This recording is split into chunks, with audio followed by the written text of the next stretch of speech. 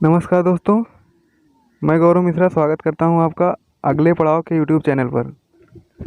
आज हम डिस्कस करने वाले हैं राष्ट्रीय शिक्षा नीति 2020 के बारे में। इससे रिलेटेड जितने भी इम्पोर्टेंट क्वेश्चन बनते हैं एग्ज़ाम के लिए, उस सब को हम इस वीडियो में डिस्कस करेंगे। तो सबसे पहले हम इसको डिस्क्रिप्टिव फॉर्म में समझेंगे, उसके बाद हम उससे रिलेटेड जो ऑब्जेक्टिव क्वेश्चन हैं उन सबको करेंगे। तो अगर आपको वीडियो ये पसंद आए तो इसको लाइक करिएगा, और अगर आप हमारे चैनल पर नए हैं तो इस चैनल को सब्सक्राइब करिएगा ऐसे ही और वीडियो प्राप्त करने के लिए। तो चलिए शुरू करते हैं वीडियो को। तो हाल ही में जो ये नई शिक्षा नीति 2020 बनी हुई है, ये तीसरी शिक्षा नीति है। इससे पहले दो शिक्षा नीतियाँ बन चुकी हैं, एक 1989 को बनी थी और एक उससे पहले बनी थी। तो ये ध्यान रखिए, ये तीसरी शिक्षा नीति है। ये क्या है, चलिए हम डिस्कस करने हैं। तो ये जो नई शिक्षा नीति आई है, इसमें जो अभी तक सकल घरेलू उत्पाद का 4.43% शिक्षा पर मतलब व्यय होता था, अब उसको बढ़ा करके 6% कर दिया जाएगा। इसका अगला पॉइंट है कि अब 5वीं कक्षा तक जो शिक्षा प्राप्त होती है वो मातृभाषा में प्राप्त होगी, मतलब जो रीजनल भाषा है वहाँ का, उन भाषाओं में ये दी जाएगी। जिस राज्य का जो रीजनल भाषा है उन राज्यों में ये शिक्षा दी जाएगी 5वीं कक्षा तक। इसका अगला पॉइंट है, मानव संसाधन विकास मंत्रालय का नाम बदल करके इसको शिक्षा मंत्रालय कर दिया गया है। जो मानव संसाधन विकास मंत्रालय था उसको बदल करके उसका नाम शिक्षा मंत्रालय कर दिया गया है। तो अब जो मानव संसाधन विकास मंत्रालय के जो मंत्री थे रमेश पोखरियाल निशंक, अब इनको शिक्षा मंत्री कहा जाएगा देश का। तो अगला टॉपिक हम डिस्कस करेंगे। अभी तक जो हमारे एजुकेशन होते थे उसके लिए अलग अलग आयोग गठन होते थे, हर एक विभाग के लिए अलग अलग आयोग गठन हुआ करते थे। अब क्या होगा, अब इस नई शिक्षा नीति के अनुसार लॉ और मेडिकल एजुकेशन को छोड़ करके जितने भी उच्च शिक्षा होते हैं उनके लिए एक ही एकल निकाय बना दिया गया है, जिसे हम कहेंगे भारत उच्च शिक्षा आयोग, HEC। इसे हम कहेंगे भारत उच्च शिक्षा आयोग, HEC। यही आयोग मतलब सभी शिक्षाओं को रेगुलेट करेगा, जितने भी विभाग हैं किसी भी चीज़ से, लॉ और मेडिकल को छोड़ करके सभी को यही हैंडल करेगा। और उच्च शिक्षा में 3.5 करोड़ नई सीटें जोड़ी जाएंगी। अगला टॉपिक है, 6ठी क्लास से वोकेशनल कोर्स शुरू किए जाएंगे। अब जो 6ठी क्लास से होगा, यहाँ से वोकेशनल कोर्स मतलब जो प्रैक्टिकली जो नॉलेज होता है, जैसे अभी तक केवल बुक से रिलेटेड नॉलेज दिए जाते थे, अब ये प्रैक्टिकली नॉलेज दिए जाएंगे। 6वीं क्लास के बाद बच्चा इंटर्नशिप ज्वाइन कर पाएगा। अब वो 6वीं क्लास के बाद ही इंटर्नशिप कर लेगा। अभी तक क्या होता था, हम BSc या ग्रेजुएशन लेवल तक पहुँचते थे, उसके बाद इंजीनियरिंग कॉलेज या जो भी हमारा फील्ड होता था उन सब में इंटर्नशिप होता था। अब क्या होगा, अब बच्चे 6वीं क्लास से ही इंटर्नशिप कर पाएंगे। अब इसका अगला टॉपिक डिस्कस करते हैं। अब इस नई शिक्षा नीति में म्यूजिक और आर्ट को बढ़ावा दिया जाएगा। अक्सर स्टूडेंट क्या करते हैं, वो साइंस साइड से ही पढ़ते हैं, उनको लगता है कि साइंस साइड से ही पढ़ना अच्छा होता है। लेकिन हमें अब महसूस हो रहा होगा आप सबको कि हम अगर आर्ट्स लिए होते तो हमारे लिए फ़ायदेमंद होता। तो इसलिए म्यूजिक और आर्ट को इसमें बढ़ाया देगा। अगला पॉइंट है, पाठ्यक्रम को बढ़ावा देने के लिए एक राष्ट्रीय शैक्षिक टेक्नोलॉजी फोरम बनाया जाएगा, जिसे कहते हैं NETF। इसमें क्या होगा, वर्चुअल लैब इसमें विकसित किए जाएंगे। इसमें वर्चुअल लैब विकसित किए जाएंगे स्टूडेंट्स के लिए, ताकि वो अपने मोबाइल पर ही प्रैक्टिकल कर लेंगे। उनको कोई मतलब फिजिकल चीज़ की ज़रूरत नहीं पड़ेगी, वो मोबाइल में ही देख करके अपने सारे प्रैक्टिकल सब कर सकते हैं। अगला टॉपिक है वर्ष 2030 तक उच्च शिक्षा में फीसद सकल नामांकन अनुपात जो ग्रॉस इनरोलमेंट रेशियो है उसे 50% तक पहुंचाने का लक्ष्य रखा गया है, जो कि अभी 2018 में 26.3% था, उसे अब 50% तक पहुंचाने का लक्ष्य रखा जा रहा है 2030 तक, कि ये जो जीआरई है उसको हम 50% तक पहुंचा लें 2030 तक। अगला पॉइंट है नई शिक्षा नीति 2020 का सबसे महत्वपूर्ण पॉइंट ये है कि मल्टीपल एंट्री और एग्जिट सिस्टम लागू होगा। इसमें हम बहुत सारे विभाग से एंट्री ले सकते हैं। जैसे अभी यदि कोई छात्र 3 साल इंजीनियरिंग पढ़ने या 6 सेमेस्टर पढ़ने के बाद किसी कारण से आगे पढ़ाई नहीं कर पाता तो उसको कुछ भी हासिल नहीं होता है। लेकिन अब मल्टीपल एंट्री और एग्ज़ाम सिस्टम में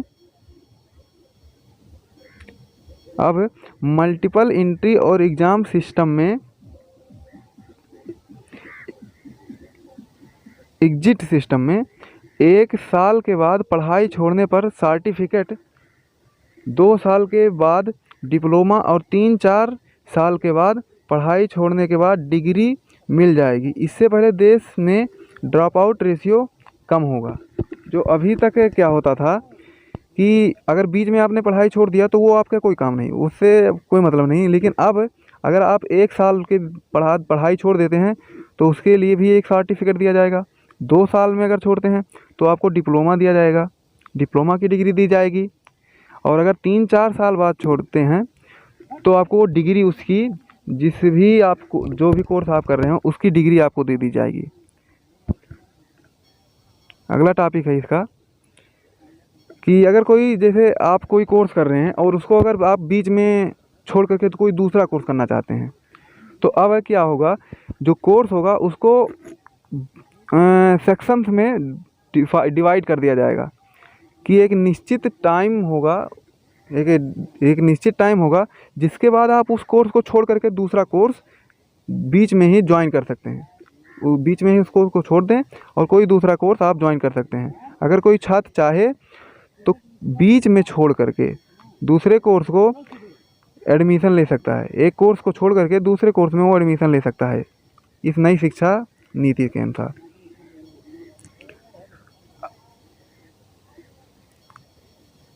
देश में जो अनुसंधान या शोध कार्य होते हैं उनको बढ़ावा देने के लिए अमेरिका के NSF के तर्ज पर, जो अमेरिका में NSF है, नेशनल साइंस फाउंडेशन,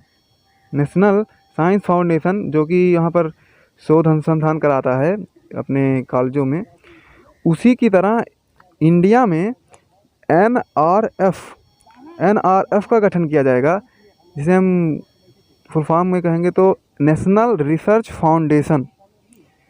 इसकी स्थापना की जाएगी। इसमें क्या होगा, जो विश्वविद्यालय के माध्यम से जो शोध की संस्कृति को बढ़ावा देने का काम करेगा। ये जो NRF है वो अमेरिका के NSF के मतलब कॉपी की गई है। ये क्या करेगा, विश्वविद्यालयों में जो अनुसंधान होते हैं, शोध होते हैं, उनको बढ़ावा देगा। चलिए अब इससे रिलेटेड क्वेश्चन हम कर लेते हैं। जो भी इम्पोर्टेंट क्वेश्चन हमारे परीक्षा में पूछे जा सकते हैं उन सबको हम डिस्कस करने वाले हैं अब। तो इसका पहला क्वेश्चन है, भारत में नई शिक्षा नीति 2020 को केंद्रीय मंत्रिमंडल ने किस दिन मंजूरी दी है? इसको केंद्रीय मंत्रिमंडल ने कब मंजूरी दी है? तो आपके पास ऑप्शन है 29 जुलाई 2020, 31 जुलाई 2020, 30 जुलाई 2020, 1 अगस्त 2020। तो इसका सही उत्तर हो जाएगा 29 जुलाई 2020। भारत में जो नई शिक्षा नीति 2020 हुई है इसे केंद्रीय मंत्रिमंडल ने 29 जुलाई 2020 को मंजूरी दी है। अगला क्वेश्चन है, मई 2016 में किसकी अध्यक्षता में नई शिक्षा नीति के विकास के लिए समिति ने अपनी रिपोर्ट प्रस्तुत की थी? इसका जो रिपोर्ट किया गया था वो 2016 में ही इसको मतलब लोकसभा के सामने रखा गया था। तो उसके अध्यक्ष कौन थे, उस समिति के जो अध्यक्ष कौन थे उसको बताना है। तो इसका सही उत्तर है स्वर्गीय श्री TSR सुब्रमण्यम। ये अब इस दुनिया में नहीं है, तो इनका नाम याद रखिएगा, TRS सुब्रमण्यम। ये अध्यक्ष थे उस समिति के जिसने ये रिपोर्ट प्रस्तुत की थी। अगला क्वेश्चन हम डिस्कस करने हैं। NEP 2020 के अनुसार वर्तमान 10+2 शैक्षणिक मॉडल को एक नए शैक्षणिक पाठ्यक्रम प्रणाली के आधार पर विभाजित करने की बात कही गई है। वह नई शिक्षा शैक्षिक प्रणाली पाठ्यक्रम क्या होगी? अभी तक जो हमारा पाठ्यक्रम होता था वो 10+2, आपने और भी जानते होंगे कि 10+2+3 इस आधार पर होता था। अब इसको बदल करके कर दिया गया है 5+3+3+4। ये NEP जो 2020 के अनुसार जो नेशनल एजुकेशन पॉलिसी आई है, इसके अनुसार अब हमारी जो शैक्षिक प्रणाली होगी 5+3+3+4। अगला क्वेश्चन हम डिस्कस कर लेते हैं। राष्ट्रीय शिक्षा नीति 2020 में शिक्षक को किस कक्षा तक मातृभाषा या स्थानीय भाषा या क्षेत्रीय भाषा में पाठ पढ़ाने पर बल दिया जाएगा? शिक्षक को किस कक्षा तक? तो अभी हमने डिस्कस किया था उसको कि कक्षा 5 तक उसे मातृभाषा में ही पढ़ाया जाए। जो बच्चा है उसे उसके रीजनल लैंग्वेज में ही पढ़ाया जाए। इससे बच्चों का कन्फ्यूजन कम हो जाएगा। जैसे बच्चे अब घर पर रहते हैं, जैसे मान लीजिए उत्तर प्रदेश की अगर हम बात करें तो यहाँ पर हिंदी भाषा बोली जाती है और स्कूलों में अक्सर अंग्रेज़ी भाषा का प्रयोग किया जाता है।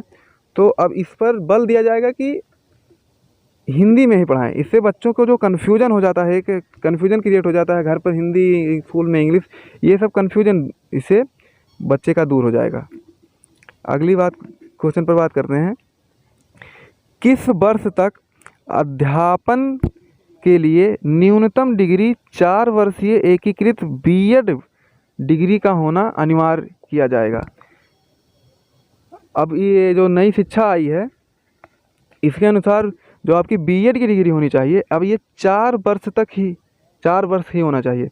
अभी तक जो 2 वर्षीय B.Ed डिग्री होती थी अब उसे मान नहीं दिया जाएगा। तो ये कब से मान नहीं दिया जाएगा?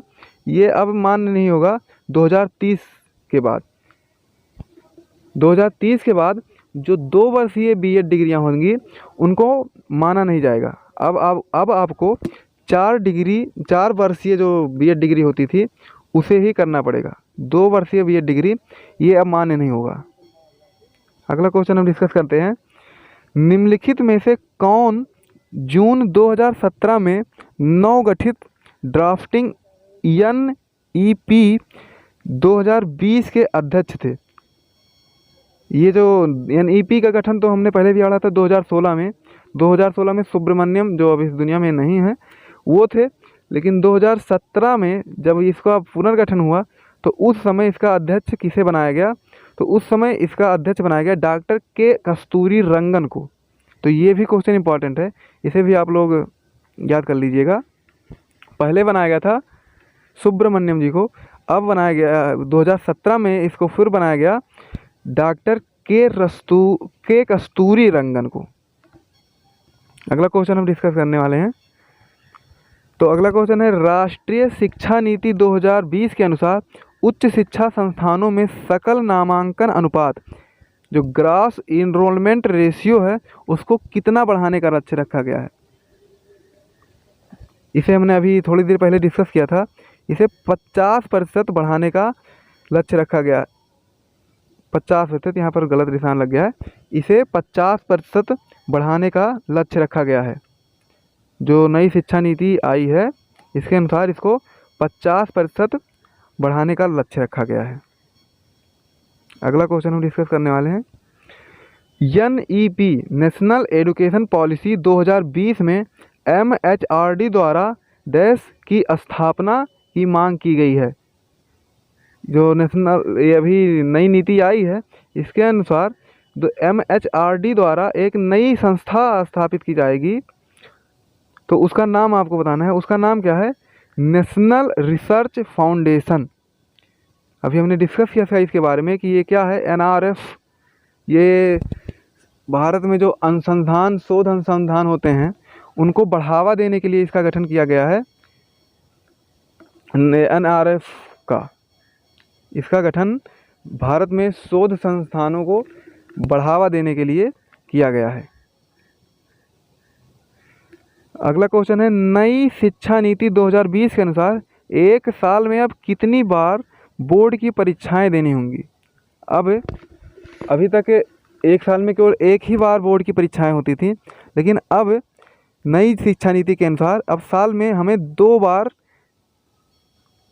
बोर्ड की परीक्षाएं होंगी। मतलब 2 सेमेस्टर होंगे अब साल में। तो इसी के साथ ये सीज़न ख़त्म होता है। आपके लिए एक क्वेश्चन हम छोड़ देते हैं, इसे आप कमेंट बॉक्स में कमेंट करिएगा इसका आंसर। वर्तमान में भारत के शिक्षा मंत्री कौन है? आपको बताना है वर्तमान में भारत के शिक्षा मंत्री कौन है। इसे हमने डिस्कस किया अभी थोड़ी देर पहले। आप लोग कमेंट कर सकते हैं इसे, इसका आंसर आप लोगों को, बहुत लोगों को पता होगा अगर आपने वीडियो को ध्यान से देखा। अगर आपने वीडियो को ध्यान से नहीं देखा तो दोबारा देखिए इस वीडियो को, इसका आंसर आप लोग कर सकते हैं। तो धन्यवाद अगर ये वीडियो देखने के लिए। और अगर आपको ये वीडियो पसंद आई तो इसे लाइक करिए।